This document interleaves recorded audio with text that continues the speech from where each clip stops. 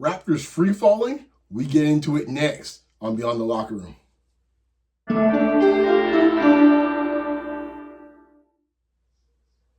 So we haven't touched base with the Raptors for a minute, and I thought it would be a good time to do so, as right now, Raptors Nation, we the North, going crazy, losing their minds. I would say for Toronto OPP, Toronto Police, just keep an eye on the bridges, because right now it's getting real dodgy right now, Raptor fans. And right now, I think what we're seeing amongst the Raptor fans and the Raptor media, the things that I guess the stories they told themselves all year that they didn't want to believe, are now coming to fruition. And really what comes down to it is, I'll put it right here on the table. The team isn't good enough. Now, it doesn't mean that they haven't had a nice season. No two ways about it. Where it ends up, these next 20 games or so, will be a big factor in how good a season it is. Because as I said before, that Mendoza line is getting closer and closer. And right now, I think if you ask any Raptor fans and give them true serum, if they end up the year in the play-in, right before they're about to play in their play-in game, I think they'd be slightly disappointed about that, based on where they were at one point this season, number three seed. Now, in the last 10 games, let's give some context. Raptors are 5-5. They're averaging 112.2 points per game in those 10 games. However, if you dig down now, 5-5, fair enough, is mediocre, but they've lost 4 out of the last 5 games. And here's who they've lost to. Keep an eye on the competition, folks. They've lost to OKC, San Antonio, won against Washington, lost against the Knicks, a loss the other night against the Timberwolves. And if I go back now, the 5 games were just one just before, or a couple before the All-Star game, and then some prior to the All-Star break. Here's who they played in reverse order. One against the Bucks, one against the Bulls, lost against the Pistons, one against the Pacers, one against the Bulls. You see a trend, folks? Do you see a trend? Comes down to the old phrase, pretenders or contenders. And I've said it all year. The reason why I have not been sold on this team is the phrase I've been used, because I believe they've been pretenders all year. And now we're seeing it come to fruition. Now, this has been a death by 1,000 cuts. It's not one reason why it's been the case. There's a multitude of reasons why. One of them is roster construction. The team is too flawed. The team is too small. The team lacks enough guys to get their own shot. The team doesn't have enough good above average defenders, even though they've kept their head above water defensively. When they play against better teams, that gets shot out of the water. When I said it the other day to Kenyon in Basketball Rewind, or maybe I said it offline to him, the Raptors season essentially has come down to a mangled thumb by a rookie. CMB, he's become so important to him on a numerous set of levels. One is he gives you some front court depth, because they lack that big time. On a side note, I just saw Angel Reese's brother, Julian Reese, has put up a double-double. He was in the Raptors farm on 905 earlier this year. But us, we don't like, we're allergic to heat, that anybody's got height and actually can get a rebound. So we decided to move on from him. Anyways, I digress. Back to CMB. CMB now is out, and as we see, there's a gaping hole, which is forcing Pirtle to play more minutes than his back can handle. Pirtle is obviously a shell of himself for the most part due to the age and the back. So that shows it. We don't have much behind it. We have nobody else as a competent 7-footer, or even close to 6'10", over 6'10" on the roster, which is embarrassing. But hey, thank your man Bobby Webster for that. CMB, even if he's healthy, he's still an issue from a standpoint of size, because he's not tall enough to deal with the bigger teams. And if you see here, the teams that they've been beaten by: Minnesota, big team; Knicks, fairly big team when they're ready; OKC's got 2 7-footers up there. So you can see, Milwaukee's one of the few teams they've beaten, but that was without Giannis. So keep in mind what you're seeing. Detroit, big team. This is where you have issues when the size starts to come in there, and this becomes a problem. Second thing, I mentioned it just now. the lack of talent when it comes to the roster, also with the roster construction. If you don't have enough guys that can actually get their own shot, this will become a bigger issue and become a focal point, and it'll become very apparent in the playoffs or a play-in game where everyone's scouted out all your stuff and you'll have no backup, and it comes down to just raw talent. And right now they have essentially one guy on their roster or one guy in their rotation for sure that could get his own shot. And we know who that is. It's Brandon Ingram. And what we've been seeing is that Brandon Ingram's been able to get his game off for 3 quarters. And in the fourth quarter, when everyone's locking down, they're putting extra attention to him. And 2 things are happening. 1, he's not moving the ball quick enough to get it out of his hands. And 2, they don't have enough skilled guys in this case can make a play late in games, besides Brandon Ingram. So that's a problem. That's a problem. And I don't see how that's going to get better next 20 or so games. I said it from the beginning. I said it from time. The reason why I kept pushing about the young guys, the only way this team was actually going to increase their ceiling was that the young guys grew. I made a comment about that last Thursday, I believe it was, or last Tuesday, depending which game it was. Boston played Philadelphia on the NBC game of the week. Boston took care of business against Philadelphia. Jaylen Brown had an interview a post-game interview. And he said, the reporter asked him, it's like, well, what's with the Boston? How is Boston just doing all this? Like, what's happening? And Jaylen Brown said, point blank, our young guys have grown, which is there increased, the possibilities for them because their young guys have gotten better as the season went on. The same is true for every team, and the same is definitely true for the Toronto Raptors. The Raptors were not going to make any moves that were going to save them. Sorry, folks. All you guys at trade deadline, I told you at the time, Bobby was going to do squat. He essentially did squat. By the way, the great, the great acquisition, Jackson Davis sitting on the bench right beside Darko, as I expected.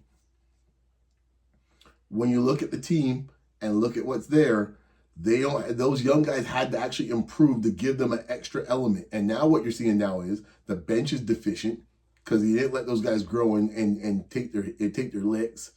So they're deficient. And now with CMB gone, it's even more apparent. So, the guys that you have you're playing heavy minutes for. Quite honestly, BI is what he is. Scottie is what he is. RJ and Quickly are what they are. Pirtle is what he is. Mamu is what he is. They're not going to get any better. They are what they are. So that leads now to point 3, the coaching. I said at the time, it'll be curious to see what it looks like. When I did my assessment of the Raptors before the break, I said, we're going to find out about the Raptors when things get hot and when teams start building up for the playoffs, what it looks like for the Raptors. There'll be no one taking days off at this point of the season. No one having any sort of load management issues. It's the real deal now. And now we're seeing what it looks like when it's the real deal. Teams don't even take the Raptors quite seriously. I watched that Minnesota game the other night. Minnesota was kind of like just sleepwalking for about half a quarter in the first quarter. And then once they kind of started getting their legs together, by the time they got to about late second quarter, it was a wrap. And what's consistent, and I tweeted it out at the time, consistent with this team, is that when a team puts a run on them, they don't know what to do. It's the old Mike Tyson quote. Everyone's got a plan until they get punched in the mouth. And when the Raptors see their own blood, they tuck and run, and they're turtling. That's what it is, folks. And I don't see that changing anytime soon. There's no variable I see that's going to change that anytime soon. But hey, keep hope alive. The quote, rest in peace, the quote Mr. Jackson, Reverend Jackson, keep hope alive. So that's where I see that from that perspective. That's point 3. And when it comes to Darko and the coaching, Darko has no new ideas. And the problem, everyone's saying, well, how come we don't do this? How come we don't do that? Because Darko's offense is pretty predictable. Once you figure it out, and once everyone has figured it out at this point, is half-court offense. First thing what they figured out during the middle of the season was when the Raptors were just going at a crazy pace, running up and down the court, caught teams off guard the first month or so of the season, first 6 weeks. But as teams started figuring them out, they figured out if we slow them down and they're forced to run their half-court offense, it's going to be problematic for them because they don't have the guys that get the ball off the bounce in late clock situations for the most part. And the offense that they have right now pretty much doesn't produce any advantages for them. It essentially is a jump shooting offense. That's all it does, produces jump shots. That's why I think part of the reason why you don't see a lot of free throw attempts for the Raptors for the most part is jump shot city. And guess what, folks? When you get to the postseason, in a playing game, the pace will slow down. It's half court all the time. You're not going to be able to run up and down and score 135 points. That's not going to happen. So then what you do? And right now, I've seen nothing that shows me that Darko's willing to try anything different. Willing to put players in different positions to actually try to gain advantages. It is what it is. DHO, run it through my 5. Make sure my ball dominant, my point guard ball dominant, and we see what's happened. Because as the season's gone on, while Quickly's played better, no two ways, but Quickly's pretty much played like how he's played in New York now, which is he's not looking to get folks involved for the most part. Shed is in this case has gotten what started off as a great start of the season, and I think the pace had something to do with it as well too for Shed's numbers. Now we're seeing as people focus in and focus on that second unit with Shed, it's become a bit of a disaster. It's become a bleep show. So what do you have now from your young players? Shed, looks like a shell of himself. Grady can't find the court. CMB's hurt. And Jacoby, the one guy's getting consistent minutes, is still up and down, up and down. And Darko has no answers to go to anyone else. Partially it's Darko's issue, partially it's the roster, as I mentioned in the previous segment. So what else do we have?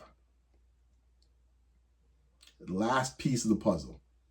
And as I said before, I really don't care what you think about this. I said it from the time, I said it at the beginning. And I've said it, I've been consistent with this. The jump that, for the Raptors to make the jump they had to make, you had to get an incredible season for Ingram, check. And for them to go for a deep run in the playoffs. And I think the other element of it, they had to have their young guys grow to some extent. Jury's out. But the third element of it was Scottie Barnes. And he's the highest paid player on the team. He's made the All-Star team again. Good on you. But the growth has been, I would say, pedestrian. And I'll give credit to him. The handle has gotten better as the season's gone on. But the question I would pose for Raptor fans is, which is the point I was suggesting at the beginning of the season, why didn't we see that development over in the offseason? Like, dribbling is one of the easiest things you can improve on. And yet somehow that was not done, and we had to wait for the entire year for that handle to get better.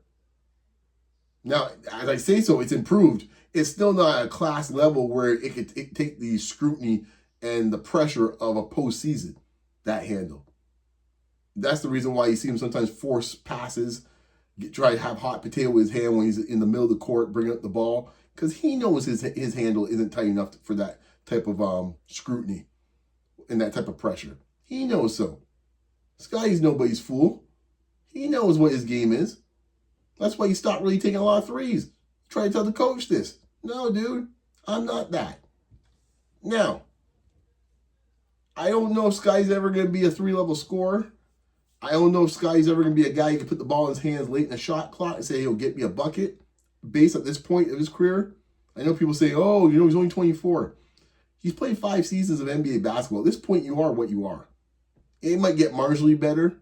Like the handle will get tighter and stuff like that. But, the jump shot, the mid-range might get nicer, which is good at times. But I don't think it's a guy he feels confident with it because it could swell up and down. So I don't know what more you're going to expect at this point. And it'll be interesting to see what happens in the offseason, depending on what happens the next 20-something games in the postseason, depending where they are in the postseason, depending if they make the postseason. That's still in doubt. So I'll leave it there, for now, Raptor fans, and we'll see where things go. I'm sure we'll expound on my thoughts and the guys' thoughts on Basketball Rewind, but I am curious to see the next few games, as the schedule starts to really get tight with them. Their home record, by the way, I think they're 500 at home. You're a 500 home team, that ain't gonna cut it for playoffs. Just gonna say, that's spelling disaster. Anyways, we'll see. Stranger things have happened. But we'll find out how it plays out.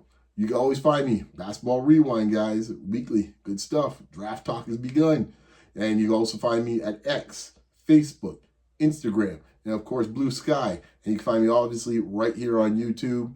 Like, comment, share, subscribe, guys. You know, I know a lot of you guys are watching, but you know, you're not subscribing. As I said before, it's for free. And these times, man, where things are tough, it's always great to get something for free. Anyways, guys, I'll talk to you next time. We'll talk soon. Keep it locked. Peace.